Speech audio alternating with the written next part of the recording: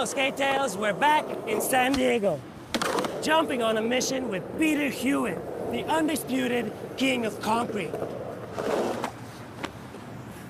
Yes, Peter. So good to see you. Too. In person.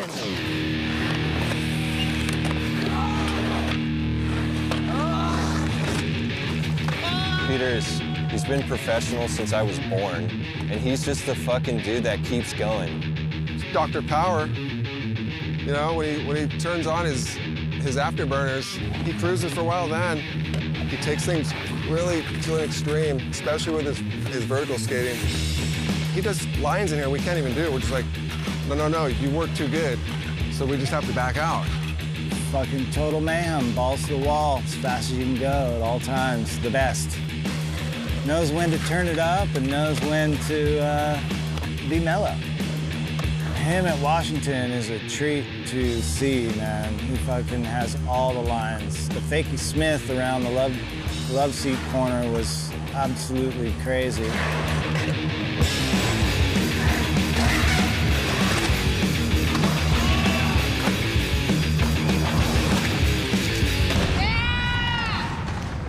So this is the part of the park that gets the least touched.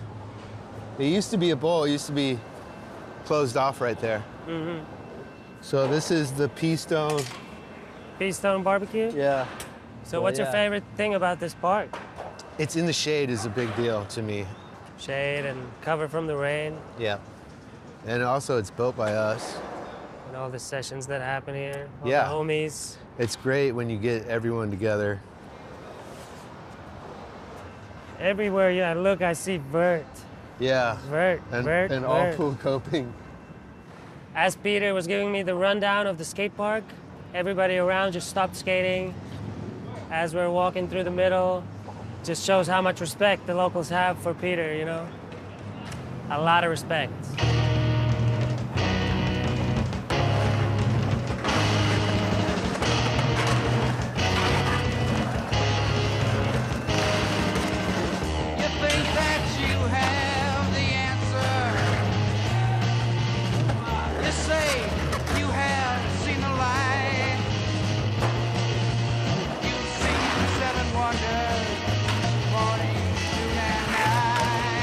Coping sticking out.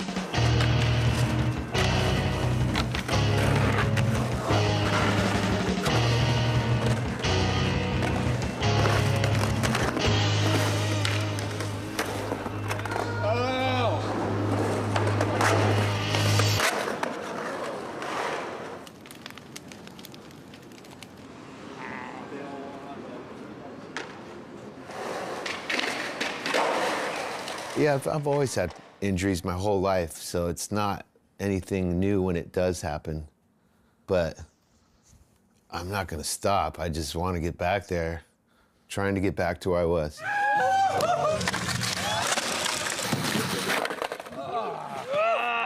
Fucker!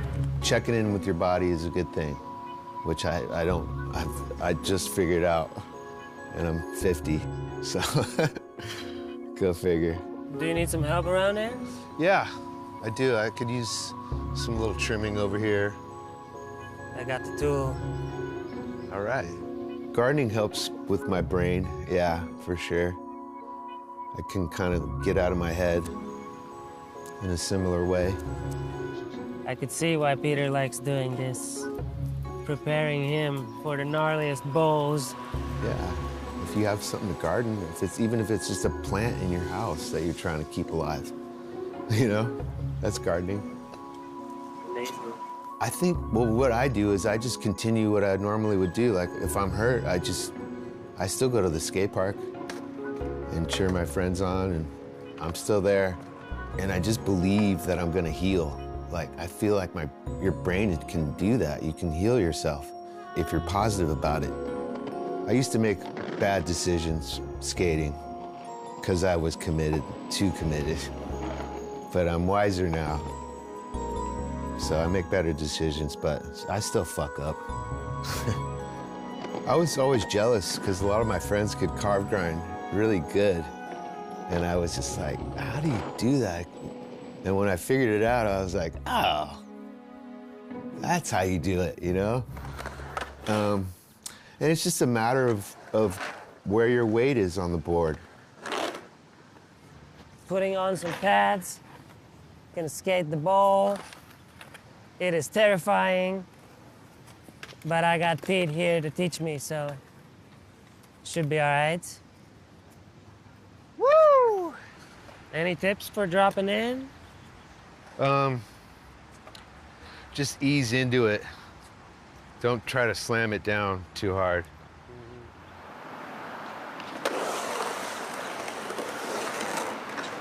Whoa.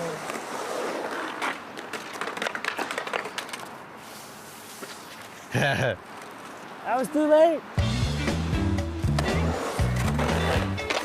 If it wasn't for Peter, I would have never made anything happen in skateboarding. For me personally, he's given me the greatest gifts of all, of just like mentorship, extremely generous, and then a great teacher. Pete's teaching me tricks. The rock and roll slide. If you ever have a problem learning a trick, or you don't have the confidence to do something, he can really just push you in a way that you've never thought you could get to.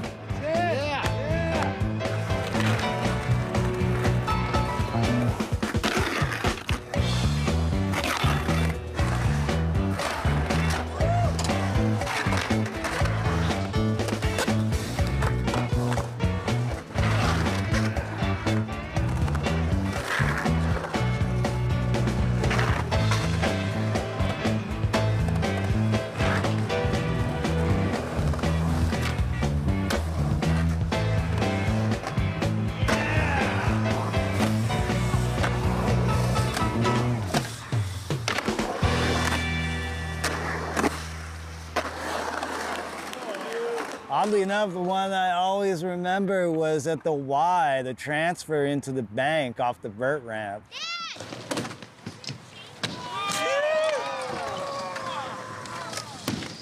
That one, I always remember that one for some reason. The Hewitt gap. Yeah, he did it. Okay. That was insane.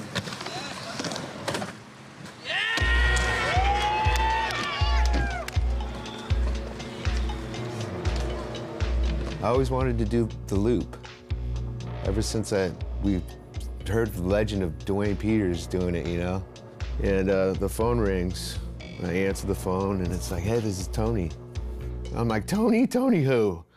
Tony Hawk. We got this loop down here you know about, you know, I heard you want to try it. I was like, yes, I'm there. So I'm like, okay, so I go shooting into there, and I immediately go in and I just hit this wall, and then I hit this wall, and then I hit this wall, and then I hit the pads finally, and I'm like, well, eventually I start running into the pads. Okay, I think I'm ready, take the pads out. And then I do this one, and I come around, and I'm used to running into the pads, so I come out, and I just go, whew, and I land, and my helmet pops off my head and lands in my chest. And Tony comes walking over like, are you okay? And I'm like, I'm all right. And I think I did it next try, but yeah, that was an experience.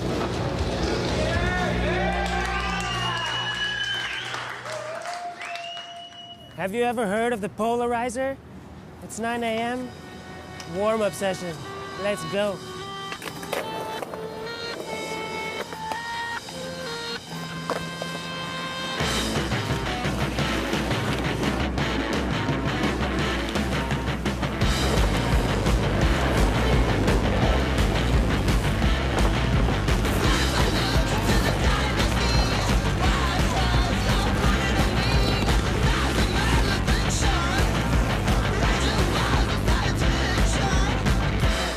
Why do you guys do this in the morning? Polarize sesh? It's a nice way to get out of bed. It's just a good way to start the day. I came down here one morning and I was like, what are you guys doing? And I was like, that looks dangerous. Just rolling in without lifting up. Oh my God. Fuck, that was radical, dude. The polarizer model is specifically convex and downturn.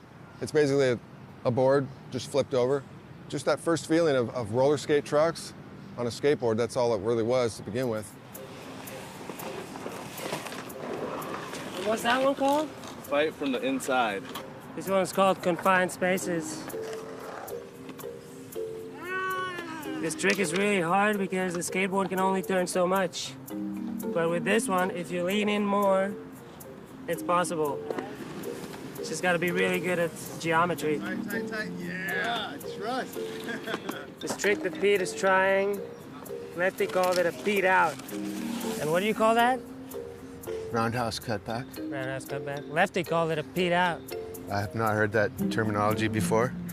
I call it Murder City Murder City. because of this bush right here. Yeah. Will eat you alive. Have you fallen in there before? Yes. Yeah, there's a certain point that you have to warm up correctly. You know, you come up with a routine. I have friends that are still trying to figure that out, but it depends on where you're at too. Like your different warm-up routine might be different somewhere else, you know, like.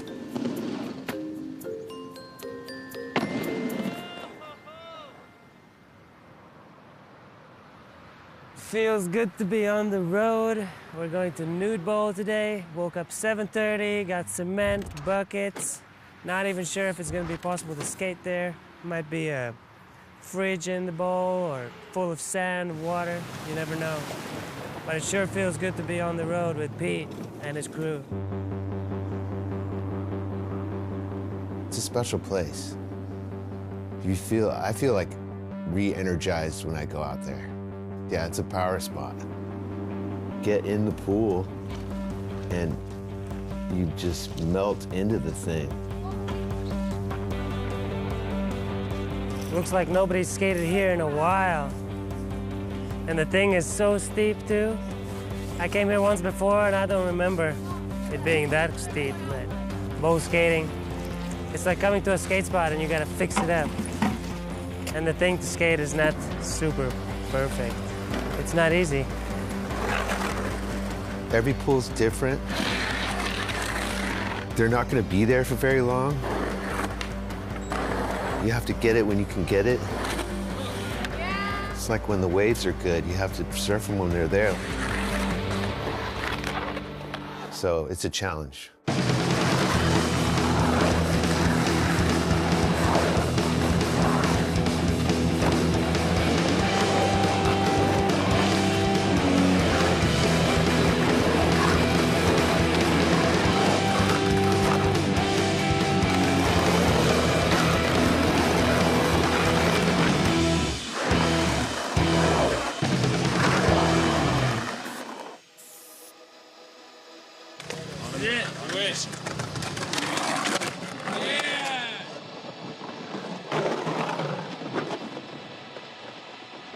I like the feeling. I like going in the air. I like going fast.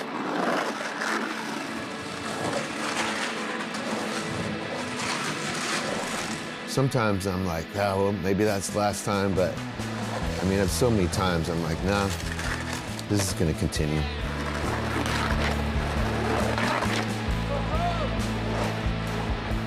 What does skateboarding mean to you? What does it mean? Skateboarding.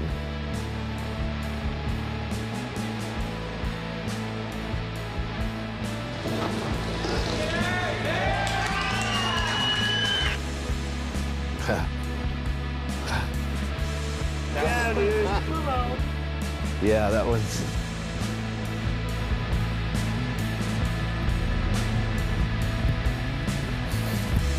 Yeah. That's what it means.